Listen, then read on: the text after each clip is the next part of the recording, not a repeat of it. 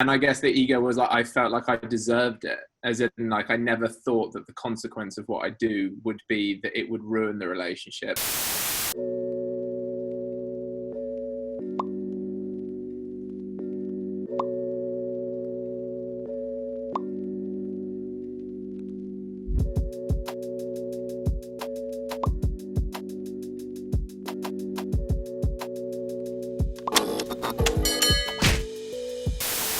I'm Khatu from Fuck Up Nights, Cape Town, and this is a once-in-a-lifetime exchange with Josh. South Africa. We've done a bunch of these things, and I love this movement and this platform so much because I've fucked up so much in my life, and I know for sure that it's from my fuck-ups that I've learned and I've grown, and I'm becoming the man that I'm becoming. I want to contribute meaningfully to my community and to the world and to society at large. It's easy to have an ego. It's easy to think, yeah, like you're a superstar, especially between me and Josh. Josh and I work in the same industry. He works in advertising in the UK. I work in advertising in South Africa. I organize Fuck Up Nights Cape Town, and he spoke at Fuck Up Nights London. It was an interesting talk, which is the reason why he's here today. So I want to challenge you real quick. Can you please reshare that fuck up story in 30 seconds? I'm going to cut you off if you go over time. Let's go. I just completed the biggest job of my life running my agency.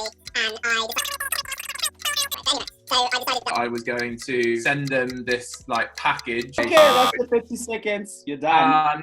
No. Do I have to eat? I can give you more time. How much more time? You're going to have to drink one of those coffee things. How much did was that if he takes time or if he Okay, I'll say it again. This is take 2 and I'll cut all of that crap. I lost my biggest ever client by being too keen and sending them something that I thought would help the relationship, but actually what it ended up doing was destroying it because I revealed things to people that were only meant to they weren't even in conversation between us. I just tried really hard to get new business out of them when it wasn't needed. You obviously got that right. Josh, tell me this. I know for sure that in advertising, sometimes it's easy to think that you are the guy that has the solution. How much of it was you truly believing that you could solve the problems, and how much of it was ego? I think the majority of it was ego. I did think that we could help them with their problems, but as I said in the original tale with my learnings, I was basically trying to force something so that I could get something from the relationship, not just because it would have been of value and they would have really appreciated it. That's where the ego comes into play, because you put aside actually what is the best thing for the relationship, for what is the thing that you want to get out of it. And I guess the ego was like, I felt like I deserved it. As in, I never thought that the consequence of what I do would be that it would ruin the relationship. I just naturally thought they're going to love this and we're going to get loads more work out of them. We look at the story that you shared, what is particularly your fuck up. It seems like there wasn't much of a price to pay.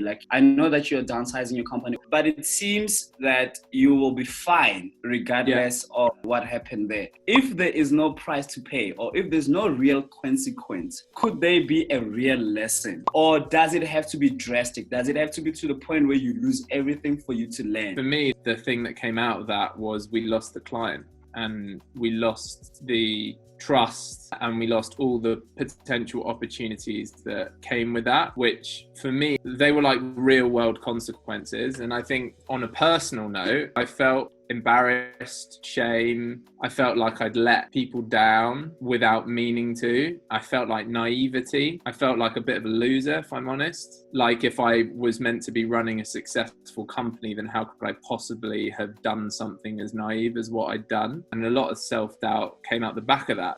Fortunately, the company didn't close down, but did I suffer because of it? And did I take stuff away because of that experience? Fuck yes. There wasn't necessarily a huge short-term financial implication to the business itself, but there were psychological challenges that had to be dealt with and emotional ones. And so I think it just depends on how you're clarifying what the consequences could be. Josh, now when you look back, the experience of being vulnerable in a public space, in front of a global audience, how did you bring yourself to agree to share such a shameful story with the world? What was it for you, and what were you hoping that the audience can walk away with? First up, I thought it would just be really cool to share a story on a platform that I really love, and I thought it would be quite a cathartic experience. And also what I learned from doing it was able to analyze it in maybe more depth than I'd done before, because I was sharing the story, and I probably took some lessons from it. And then what did I want the audience to take away from it? I think, like because of COVID and coronavirus particularly, having more time than we would normally have to think about these big things in life, I think the whole world is running and they're sprinting ahead, and I'm being left behind, and I need to get this thing going as quickly as possible. And that was the case in my fuck up. Like, I needed this client that I'd spent a lot of time building up trust with to give me more work, because I deserved it, because we'd done a really good job, because I wanted to grow the company, because I wanted to do it as quickly as possible, etc., etc. And the big lesson from that all is that sometimes life doesn't work that way, and when you try and force it to work that way, it does the complete opposite. There's a real benefit to not running the whole time. We know from the talk that you and your business partner are fine. How's the relationship with this particular client? How's that like? It's really weird actually, because we ended it completely amicably. We spoke on the phone. It was just one of these things where the client themselves was like, look, like, I know you didn't mean to do something like this, and I know that this is just like a big mistake. So like, as far as he's concerned, or from what he said to me, it's kind of, we dealt with it, it's water under the bridge, but also obviously that relationship had kind of ended because of it. And then since that's happened, I haven't actually really spoken with him, but when we decided to wind back the company to what it is right now, which is really just the two of us doing our own thing and then passing work through as and when interesting stuff comes up, we obviously sent messages to like different people who are close to us. And weirdly, I still haven't sent him a message yet, like, because my business partner did on both of our behalf. So, and I still haven't actually sent the guy a message. And I think there's like a bit of fear in there.